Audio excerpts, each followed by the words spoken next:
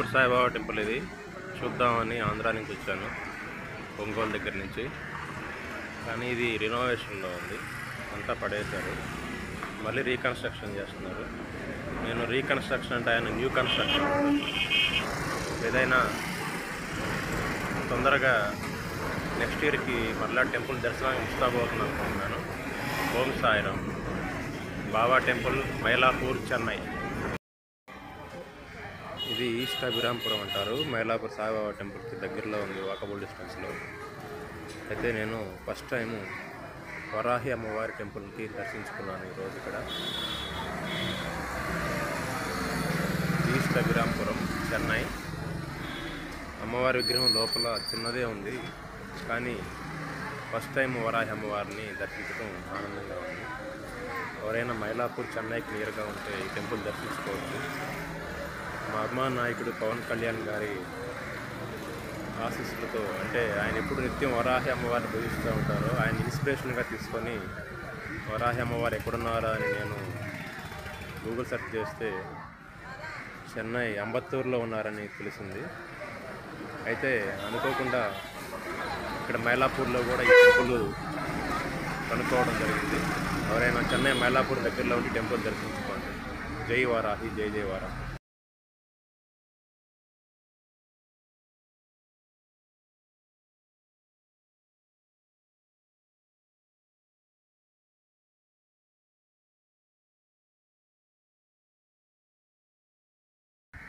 Ramakrishna Mission, Chennai, Mylapore temple.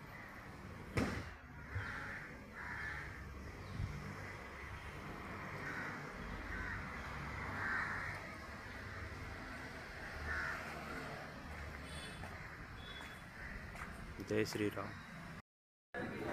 Mylapore Saibaba temple, Ramakrishna మిషన్తో పాటు ఇక్కడ దగ్గరలో ఉన్న కపిలేశ్వర్ టెంపుల్ కూడా దర్శనం చేసుకోవచ్చు. నేను దాదాపు 18 సంవత్సరాల నుంచి ఇటు వస్తున్నా, కానీ ఎప్పుడు ఈ టెంపుల్కి పక్కన ఇటు రాలేదు. ఈరోజు ఫస్ట్ టైం వస్తున్నాను. కపిలేశ్వర్ టెంపుల్, మైలాపూర్, చెన్నై.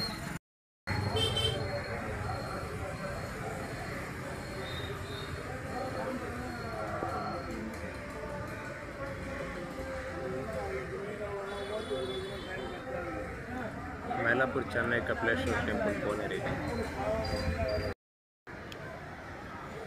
కపిలేశ్వర్ టెంపుల్, మైలాపూర్, చెన్నై. పక్కనే సాయిబాబా టెంపుల్ ఉంది. రామకృష్ణ మిషన్ కూడా దర్శించుకోవచ్చు.